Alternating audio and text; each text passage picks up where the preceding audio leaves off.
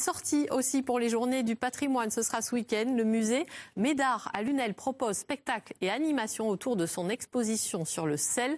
L'occasion aussi de découvrir cet endroit peu connu. C'est notre coup de cœur signé Anne-Sophie Mandroux et Enrique Garibaldi. C'est un peu le royaume des mots et de la connaissance. Sur les murs, dans les vitrines, des documents anciens, des livres rares, une plongée dans l'histoire parfois méconnue. Ici, l'expo du moment raconte comment pendant 5 siècles, Lunel a été au centre du commerce du sel. Autorisation du roi, liste des greniers, on découvre même ce parchemin de 7 mètres de long où les habitants argumentent pour conserver leurs privilèges, l'une des pépites de ce musée.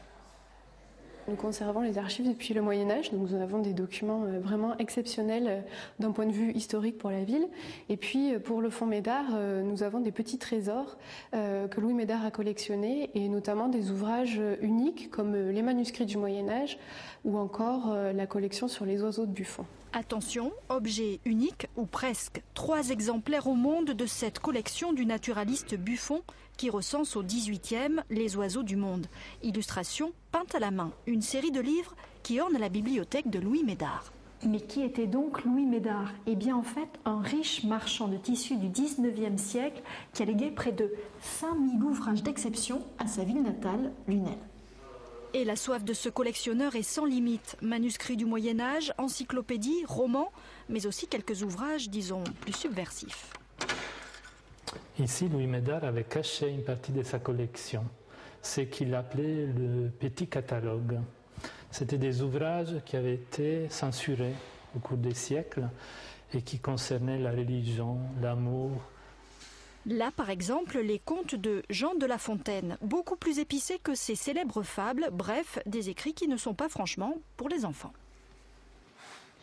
Louis Médard aimait passionnément les livres, à la fois pour ce qu'ils contenaient, les mots et les idées, mais aussi pour l'objet qu'ils représentaient, souvent de véritables petits bijoux. Voilà qui nous emmène au dernier étage, à l'atelier. L'atelier, comme le musée, est entièrement gratuit et ouvert à tous du mercredi au samedi. Calligraphie, enluminure ou papier marbré, comme aujourd'hui, on y apprend en mode ludique toutes les techniques de décoration du livre, effet bluffant garanti.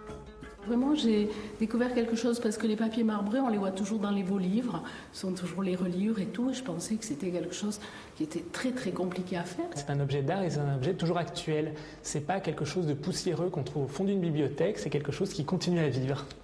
Un musée qui dépoussière le livre et qui fourmille d'idées. Il espère obtenir rapidement le label Musée de France pour continuer à partager ses connaissances, exactement ce que voulait Louis Médard, son fondateur, passionné de lettres. Et merci pour votre fidélité. Le 12-13.